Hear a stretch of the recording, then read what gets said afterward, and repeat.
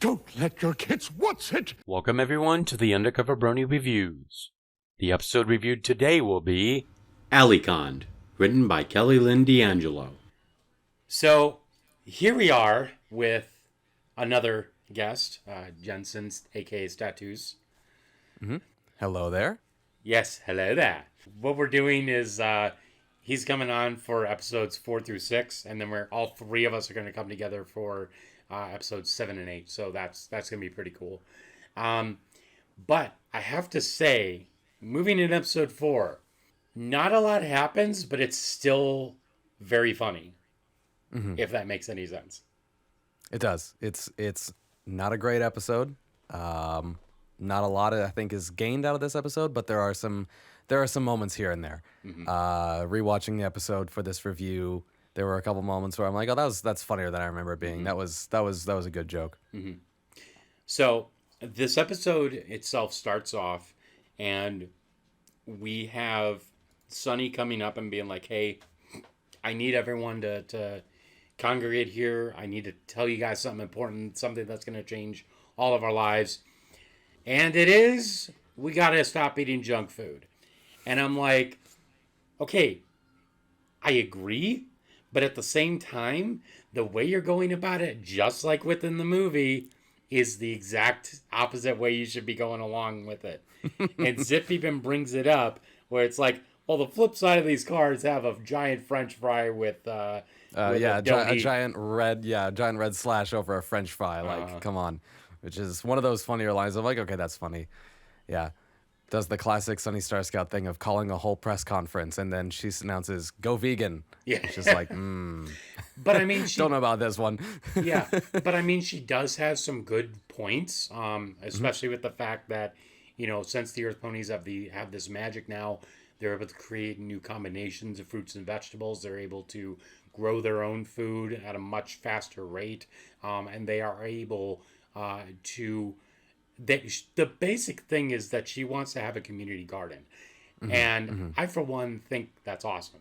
But again, they don't give a crap until Sunny starts talking about her passions and her hopes and dreams. And that's what causes the spark of her alicorn power to come out. And then everyone starts looking at her.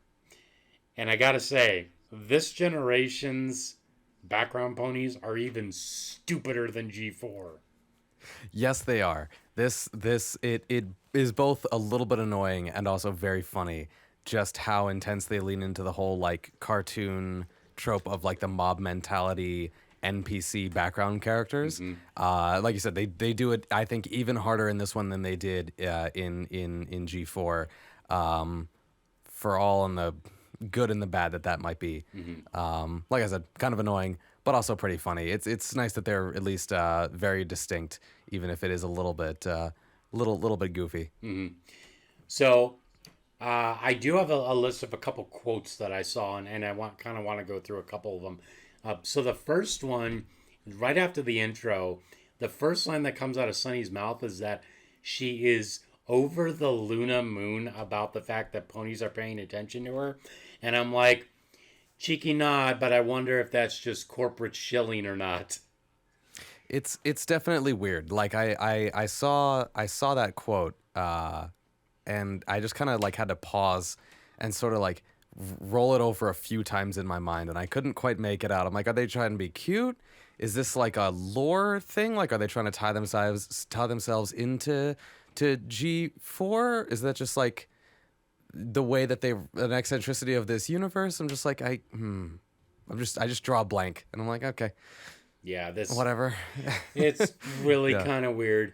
It's weird, but I have to say, even though the episode itself, like from a writing perspective, isn't great, I have to say Pip is my favorite character of the episode mainly because of her voice actress and the fact that she just wants to go full ham on how crazy it is. So one of them, like here. Am I jealous about that? No, never. Because I'm secure in myself and I have thousands of followers on multiple platforms validating my every move. And I'm like, you're getting a bit too real here, okay?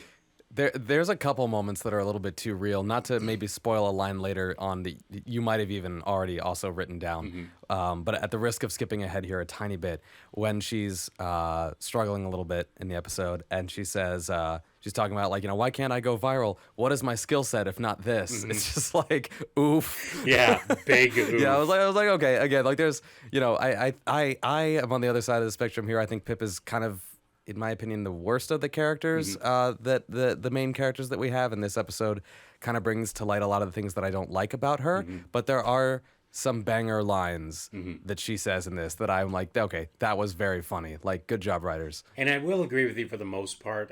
Pip, especially in the movie, I could not stand her. She's growing on me, though. And I think it's because she's becoming less of like a pop star character and more of like an influencer Yas queen than anything else. And I like that bit of a character a little bit more than I did in the movie, for sure. Agreed. And even though I don't, again, at least at this point in the story, care for the character that much, I think that the voice actress definitely carries it, definitely sells the personality of the character, even if I'm not entirely on board with the character herself. I definitely cannot deny that the voice acting is fantastic. One of the other things that I'll say concerning Pip is that, everyone's cheering and Sunny's like, why are they all looking at me? And Pip goes, Because, well, look at you. You're an alicorn. Soon every pony will be watching your every move while breathing down your neck at every moment, shouting, Sunny, Sunny, Sunny, ah, we love you. oh my Yeah. gosh. It's another great moment. It Yeah. really, again, like the voice actress really sells that character. Yeah, I have to say, this is a better voice actress for Pip than Sophie Carson ever could dream of. Just saying. Yeah, nails it. Absolutely nails it.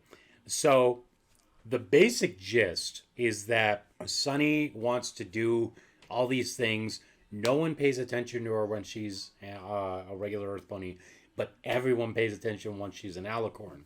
And then you also have this other group called the Philly Four. And I gotta say, I really like the music that plays whenever they show up.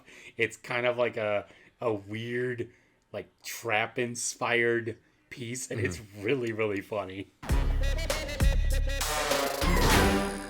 Yep, it's pretty amusing. It definitely, again, like sells the whole weird sort of like TikTok aesthetic that they're going with this entire episode, and kind of a little bit with the sort of underlying aesthetic of the show. I'm like, yeah, all right, good job. So it consists of a few ponies, one of them being Sugar Moonlight, which I'm happy to see that she's coming back from the movie. And then you have Misty in the background, and like no one gives a shit about her. She falls into a barrel, and then it's like that fourth one's always on a rotation, so we never know who's gonna be in it. We forget everyone's names. Definitely feels almost like a kind of like a K-pop culture reference, right? Where you have these, band members who are basically on contract for this like sort of brand company thing that is whatever influencer group. And so it's like, yeah, we don't even know who that one is right now. Yeah. Like, it's pretty funny. And it's really indicative of anything in the music industry. I mean, I remember I was part of a band in high school. They come up to me like a couple weeks after we do a few practice sessions, and they say something stupid like "you don't coincide with how we play" or something stupid like that, just to kind of let me down easy. And I'm like, yeah, screw you guys. Music industry stuff is wild. It's a wild time. Yeah. So Yeah, no, it's true. But here's what's funny. As soon as they kick me out, the band just implodes on itself. So I don't give a shit. It's like, well, good timing, I guess. Got out of there before the ship sank. Exactly. One of the other things is there's one scene where Misty is slurping on this smoothie, and Opaline is kind of monologuing to herself, and then Misty is slurping really loudly, and she's like, "What is that?" And Misty, I kid you not, is like, A smoothie. It's got jicama in it, which isn't my favorite, but it still tastes like happiness. She is the cutest thing. "Oh, she is a treasure. I hope nothing bad happens to her, because she is absolutely a treasure." Yep. Just every time she's on the screen, I just start smiling just immediately. Yeah. She is a bean that needs to be protected. So, what's your initial thoughts on Misty so far? Love the design first and foremost. Like I think that's like an easy thing to mention. But seriously, the design is really good. The design of the characters in this generation of the show, I think in general are really good. And Misty is, I think, the peak of that. Just a really cool color scheme. Both between like her coat and the mane, and then even the colors within the mane. Everything about the design is just a really cool, sort of fresher take on the whole design of the characters that we haven't seen ever before. Certainly not in previous generations, and it's just really refreshing to see. And it's a really great design, rendered really nicely. And then as far as the character herself, yeah, adorable, absolutely a bean. Curious to know the background between her and Opaline, because clearly there is a lot of history there. And it's, got me interested, one, because, again, she's a very cute character, and two, has me interested from a lore perspective, again, as a exploration of the history of Opaline.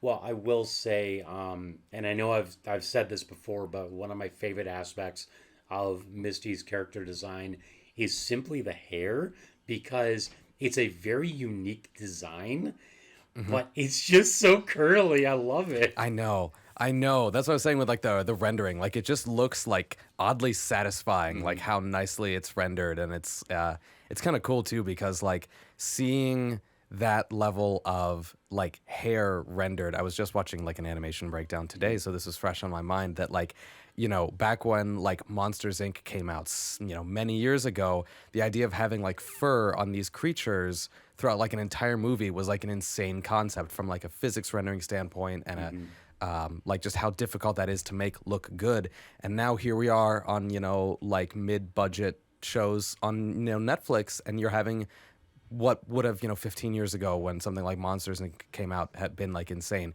And it's just really cool to see. I'm like, yeah, it is so curly and it's so fluffy and it looks just awesome. Like there's no debate. It looks fantastic. And I know I did mention this also before, but it's also great to have that kind of curly hair because it helps individuals of color kind of feel like they have a character they can latch onto, because that kind of curly hair is more indicative of hairstyle from an individual of color. So I like that they have that little character that they can latch onto. Absolutely agreed. Sunny has that flip up mirror again, and Opaline decides to use that to her advantage. She uses that little pond in the middle of her layer to project herself as Sunny and say that that she's Sunny's conscience, which I gotta wonder if they were trying to make an Ant-Man reference from Civil War. Just saying. Hey, like it's your conscience. We haven't talked much these days. Opaline is trying to let Sunny know, hey, take what's yours because you have this power that not everyone has, and you should take advantage of it to manipulate other ponies, basically. And here's the first knock of the episode.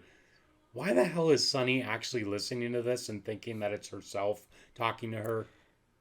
It's a little weird. It's one of those kids movie trope things where it's like, this is clearly not your internal voice. It's not how you speak. It's like, even in the very weird scenario where I suddenly open like my phone camera to like the selfie screen and the image of me starts talking to me in like a really weird voice that's clearly not my own, not in tone, not in sound, I would be like, okay, no. Like, and this is one of those kids movie moments or kids show moments where you kind of have to just suspend your disbelief, but it's a little bit like, okay, whatever. Well, I will say if they went at a slightly different angle with it, maybe have it something along the lines of having Sunny think maybe this is like the angel or devil on my shoulder sort of thing. And if that was the case, that would make it that much more believable. But as it plays out in this manner, it doesn't feel right.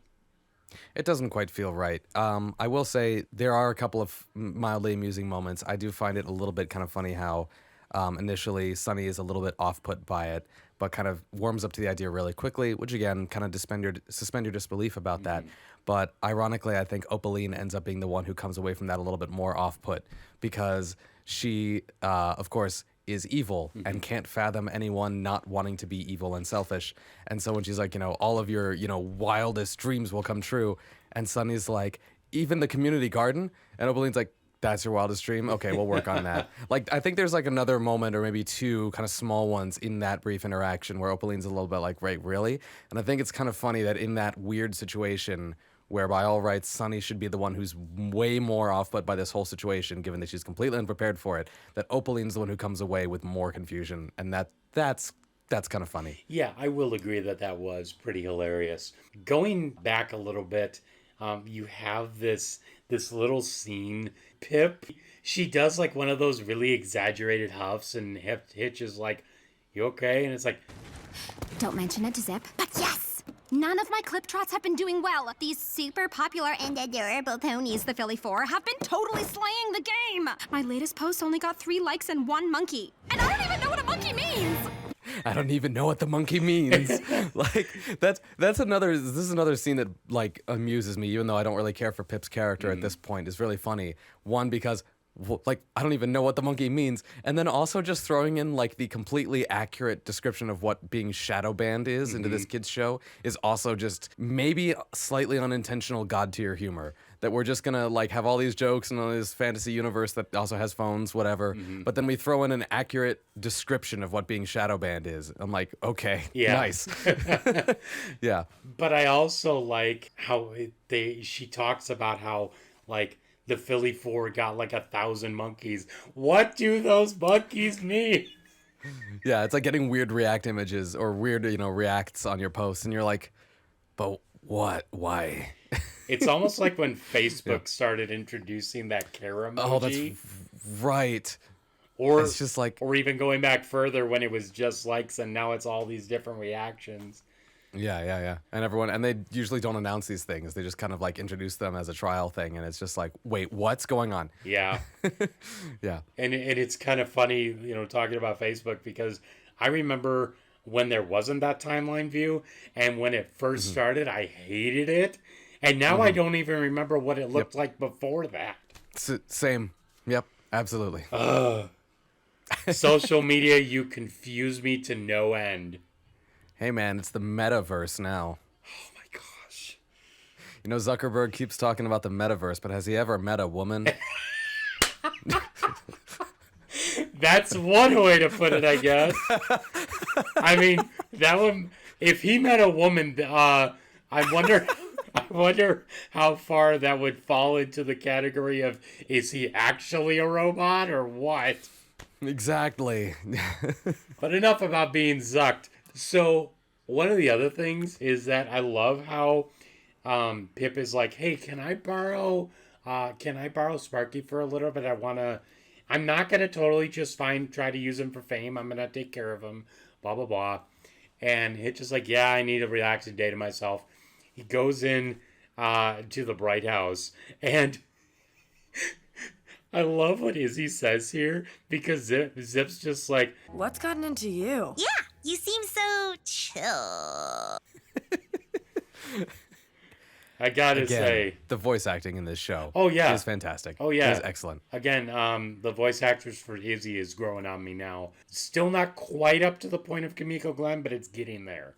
And I'm really happy about that. You also have a B-plot with Pip that is really forgettable, except for the exaggerated emotions of Pip from the voice actress. She literally keeps getting hit in the head with these apples and all this other stuff, and Sparky somehow makes a clip trot video of her failing. She starts laughing at it, and I was a little surprised by that. I thought she was going to be like, what are you doing? This is going to give me ratioed even more, and then she would see the likes. But it was interesting that she was like, hey, this is actually pretty funny. I think we might be onto something here. It's a very odd subplot, because like I get that subplots don't necessarily need to be related to the episode. There's definitely some episodic shows I've been watching like Brooklyn Nine-Nine recently, and they do that all the time where they have a completely unrelated subplot. So subplots don't necessarily have to be related, but in a show like this, it helps if they are. It definitely helps with a sense of cohesion.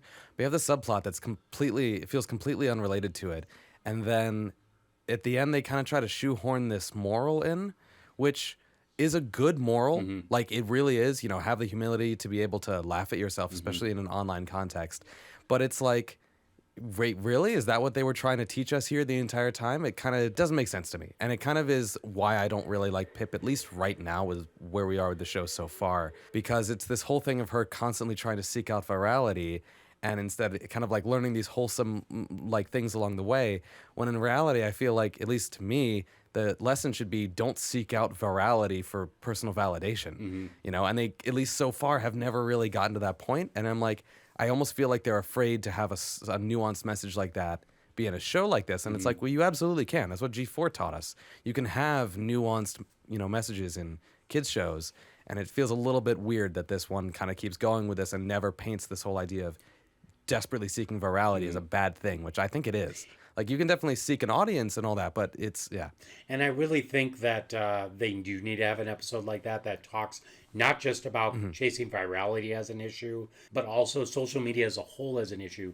Because unfortunately, before the advent of social media, we had a lot more time talking with other people. We had a lot more time investing in other people and being able to have that good face-to-face communication. But after the advent of social media, there's been a lot of issues of people doing absurdly either hateful things or incredibly stupid things. And it's all because they have that sense of anonymity about them. And I feel like that kind of emboldens them to try and do some stupid stuff like that.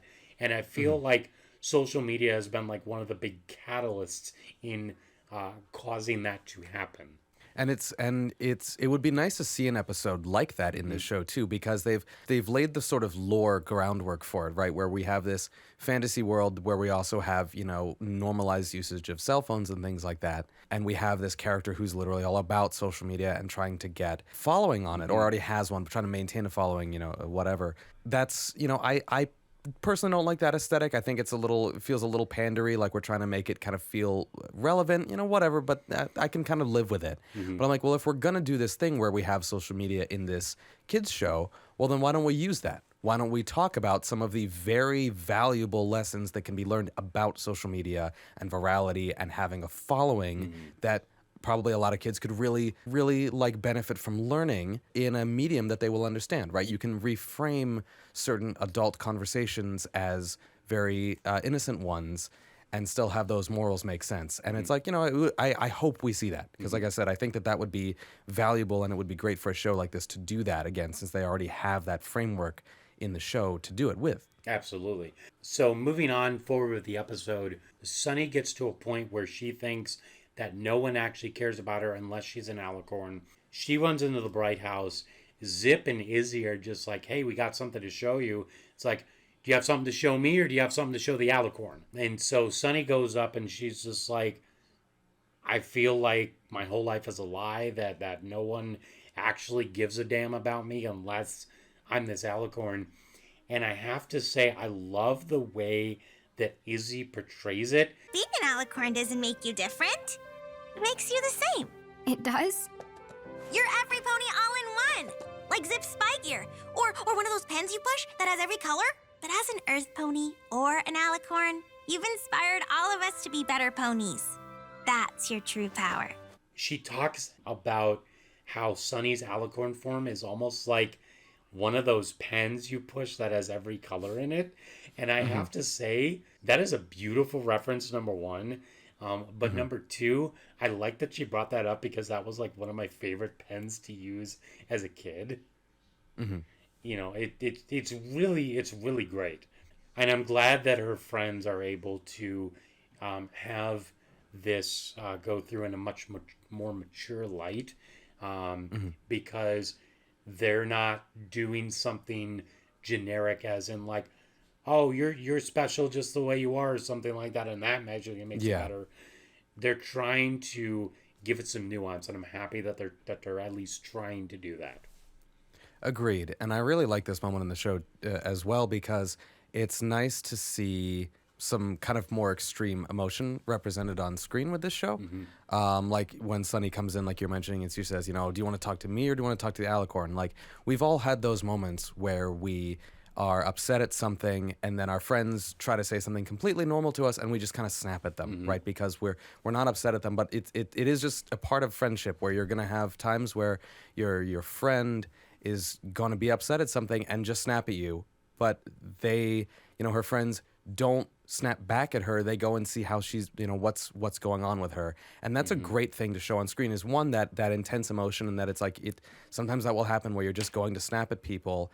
But hopefully if you're in the receiving end of that you understand this isn't about me, but we need to talk about it. Let me ask you how you're feeling and, why it is that, why you're so upset about, because, I care for you. So it's nice to see that kind of emotion represented on screen. And I agree. I really like the way that Izzy words that whole thing. I like the way, I feel like there's a name for this trope that I don't know. So I'm going to kind of come up with one, which is she has this sort of innocent eloquence where she is sort of the Pinkie Pie, happy-go-lucky, bouncy and all that. But I almost feel like she also has, this way of wording things that is so poetic and so innocent, but also like so right on the nose.